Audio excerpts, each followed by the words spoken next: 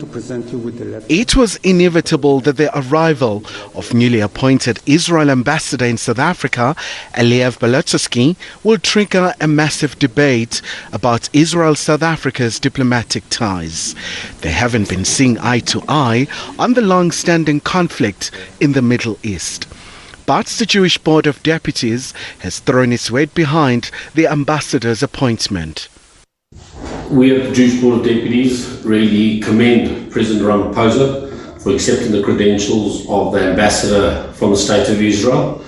We believe this is the correct way to engage in the Middle East for South Africa and the ANC government to make a meaningful contribution to creating a Palestinian state living side by side next to a Jewish state in secure borders.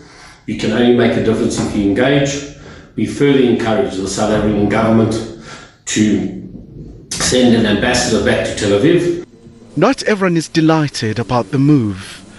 The embassy of Israel must be removed from South Africa as part of our continued solidarity struggles we wage together with the broader alliance, including the African National Congress. We call on Cyril Ramaphosa to dissociate himself from the people of Israel as part of our solidarity struggles. We further call on government to remain true to its resolutions of downgrading the embassy of Israel as part of a process of removing it totally from our land. This analyst believes an attack on South Africa is unwarranted.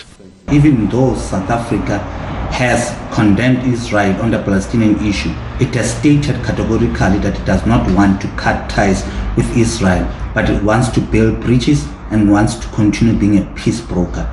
And therefore, I would suggest from my side that South African public should give the South African government an opportunity to continue engaging with the Israeli government, with the Israeli ambassador on issues that affect the Palestinians.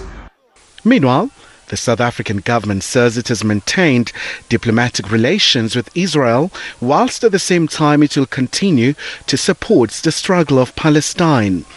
Pretoria maintains it's in favor of a two-state solution, with the people of Palestine and Israel living peacefully side by side. Khumalo, SABC News, Johannesburg.